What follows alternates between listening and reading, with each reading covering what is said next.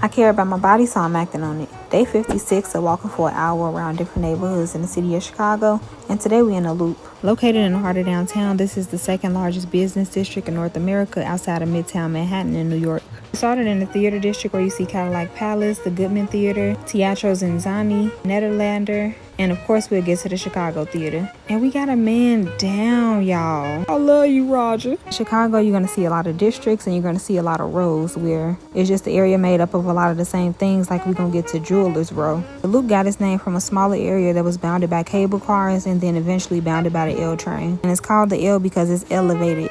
Then we got Marshall Field and Company, which is now known as Macy's. It was designed by the architect Daniel Burnham, who we should all be familiar with at this point. We got the Illinois Media School shopping down State Street, as well as this beautiful mural. Jean Baptiste Point DuSable established a trading post at the north bank of the Chicago River in the late 1780s because he was a fur trader and the founder of Chicago, which is a black man, might I add, with Haitian descent. And they was not lying when they called this Jewelers Row. Every single store on this block damn near was a jewelry store. And it's really cool when buildings are preserved and you can see their structure from the 19th century. Fort Dearborn was settled on the opposite side of the river in 1803. And now we're making our way to Millennium Park, which is part of Grant Park, said to be Chicago's front yard. We see restaurants here now, but in the wintertime, it'll be an ice skating rink.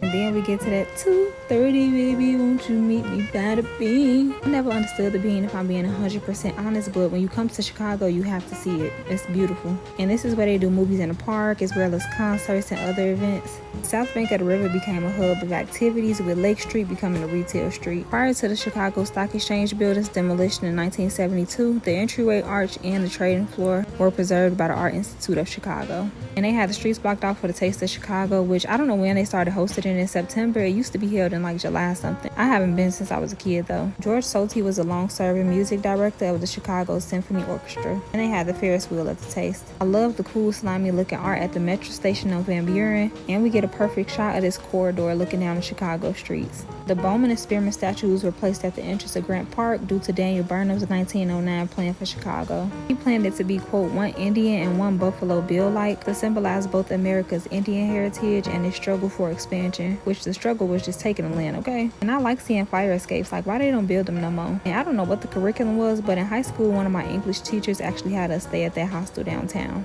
I totally forgot about that until I seen it. Then we ran into Harold Washington Public Library. Y'all know I don't play about the library. And that was Chicago's first black mayor. There was a lot in this video, so I'm gonna come back for part 2. All roads lead back to the loop.